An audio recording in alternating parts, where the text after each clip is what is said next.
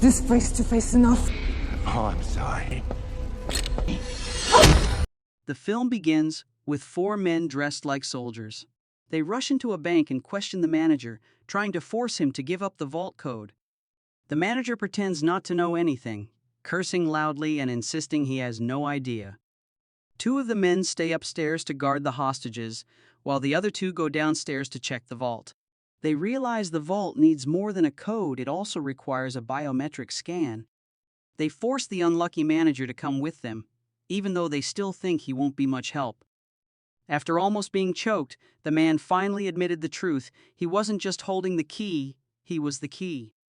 Upstairs, one of the men was losing his temper and was close to hurting a hostage over the smallest mistake.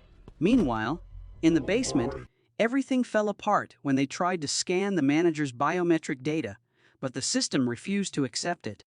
They realized he had lost a tooth during the earlier beating.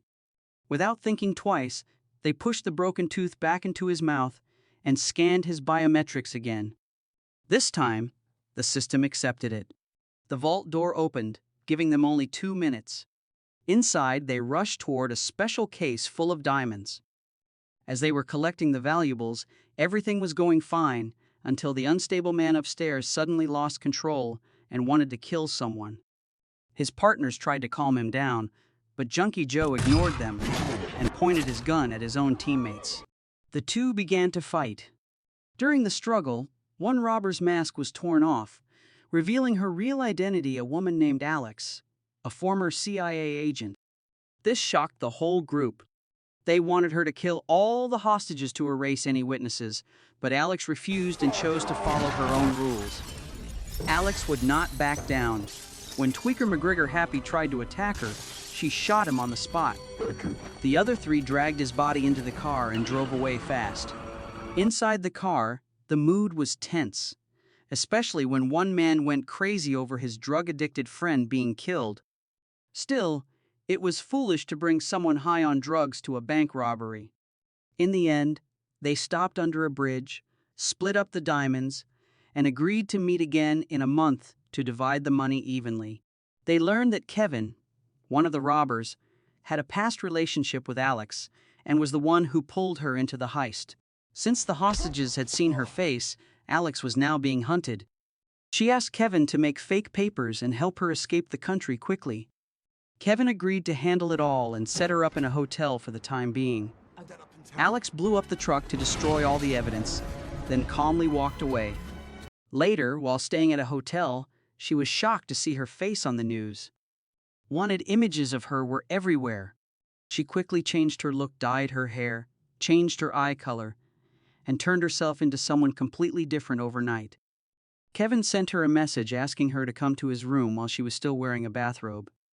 As she moved quietly down the hallway, a hotel security guard noticed her. She quickly hid her face, and at that moment, Kevin opened the door and pretended she was his wife to protect her. Once she was inside the room, Kevin revealed another shocking piece of news. The diamonds really belonged to several powerful crime bosses, but Kevin told her not to worry because he had insurance. He also said a woman was holding evidence that could expose them. Before they could decide what to do next, someone knocked on the door. Alex quickly hid under the bed. The visitor was the insurance agent, but seconds later, two strangers burst in.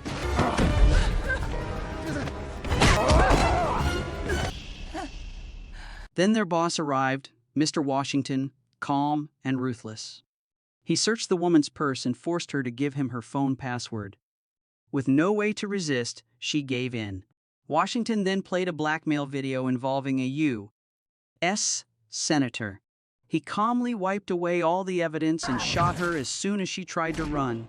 Desperate to survive, Kevin tried to make a deal, admitting that he and Washington had once worked for the same senator. Hidden under the bed, Alex could only watch as Washington's men tortured Kevin, searching for the USB drive said to hold the diamonds.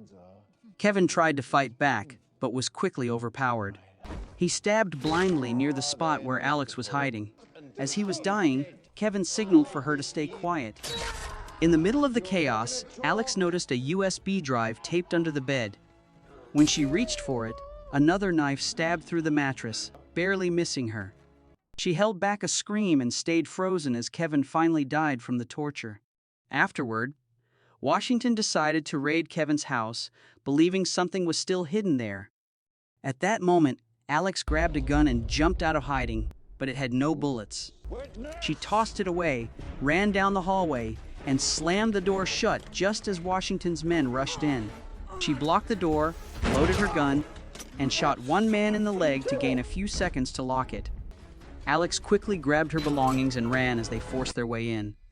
While escaping, she shot a woman and rushed toward the stairs, where another assassin was already waiting. Victor is gone. I have to assume Ty is the least of your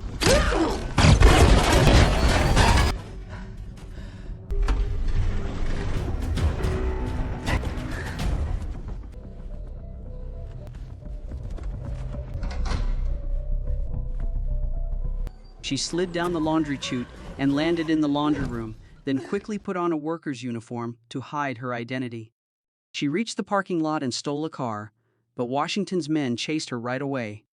She reversed down the slope with expert control like a pro driver. When Washington started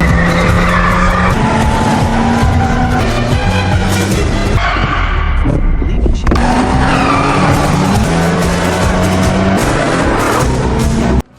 The officer chased her, but Washington's SUV suddenly crashed into the police car and flipped it over.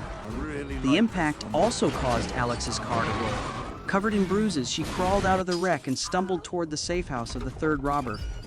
She banged on the door, begging to be let in, and he only opened it after she told him Kevin was dead. While they argued about their next move, Washington's men had already found them. On the security cameras, they saw the group preparing to break in. One man pulled out a gun hidden behind a painting, trying to act like a hero. Not trusting their risky plan, Alex slipped away to find a phone and call for help. In the middle of the chaos, she reached Penny, Kevin's wife, who was furious, especially after learning that Alex had been involved with her husband. Penny became angry and tried to stop Alex, but Alex kept begging her to find the money vault and the hidden package. Worn out and furious, Penny hung up and cut off the call. At the same time, the tension inside the apartment kept growing. The third robber waited by the elevator, holding his gun tightly and ready to shoot at any second. Suddenly, he was shot from behind. Washington and his hit team rushed in with guns drawn, looking for Alex. But she had outsmarted them. They saw an open window and thought she had escaped that way. Confident they were ahead of her, Washington called the last number on the apartment phone without knowing Alex was hiding right above him. Kevin's son answered the phone without realizing the danger. Washington used the call to trick the boy into giving away his home address. He and his men left right away. At Penny's house, she found the hidden stash but had to break a car window to get it. Looking at the diamonds and the broken glass, she quickly thought through her choices. She also found Alex's package, but angry and upset, she threw it straight into the trash. Penny was packing to run away when Washington and his men attacked her and knocked her out. Washington took the bag he believed held the diamonds and ordered her to be killed. At the same time, Alex rode her motorcycle to the house and ambushed a thug who was chasing the child. She knocked him out and got the child to safety. Run and hide.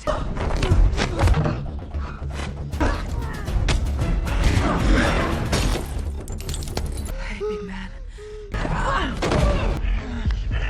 The thug tried to fight back, but Alex fought harder, knocking him down and badly injuring him. As she went after the other criminal, another man suddenly appeared and held a knife to her neck.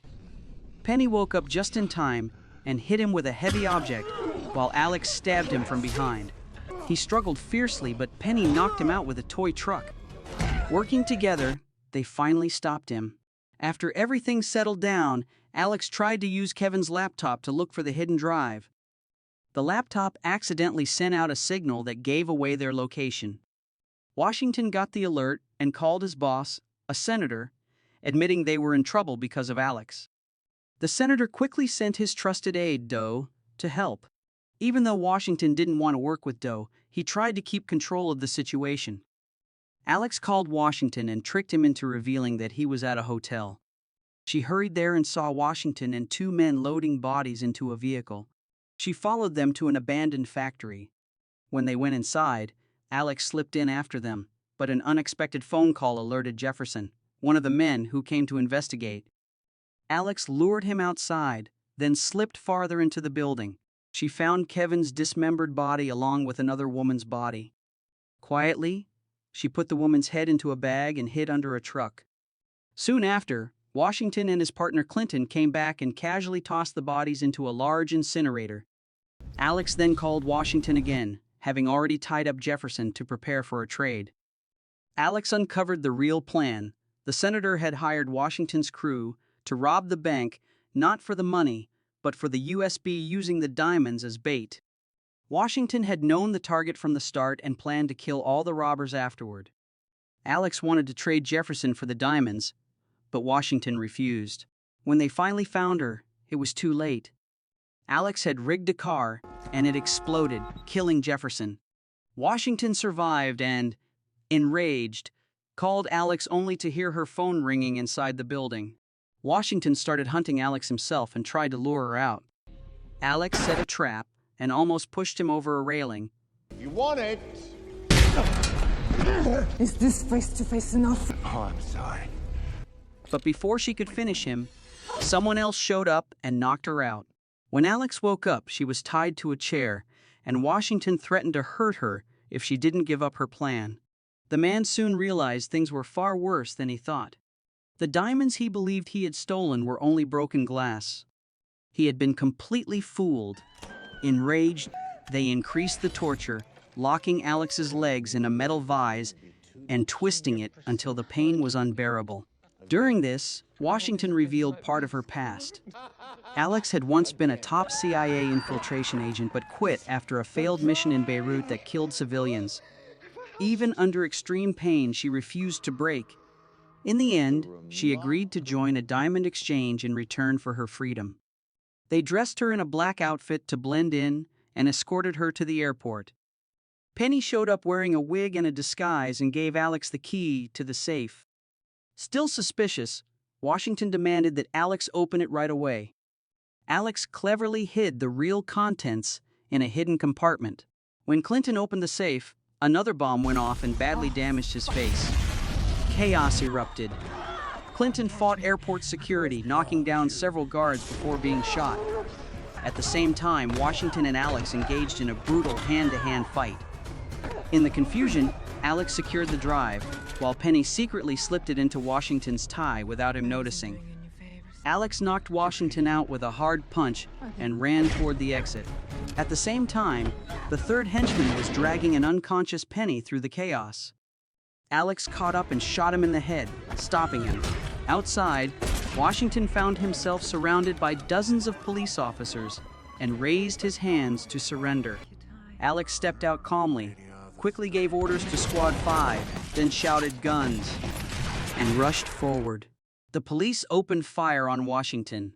Penny was taken in for questioning, but was soon released after a mistake distracted the lead detective. At the scene, officers found a bag containing a woman's severed head. A few leftover diamonds hinted that something bigger was going on. In truth, Penny had kept the real diamonds hidden and safe. She quietly went to pick up her son Matthew from his grandmother's house. Interpol arrived too late to stop anything. At the same time, Alex slipped through airport security with a fake passport and boarded a flight out of the country. Alex had a new tech partner, and together they checked what was on the USB drive. It was full of plans showing large buildings with bombs planted in their foundations. This meant serious danger for many people. Always ready to cause trouble, Alex called Washington's old number and told Doe that she now had the goods. In the final scene, the senator and Doe speak quietly in the shadows. The senator wonders if Alex will act out of greed or try to be a hero. Doe thinks she will sacrifice herself, but the senator, calm and ruthless, says that Marty must be killed.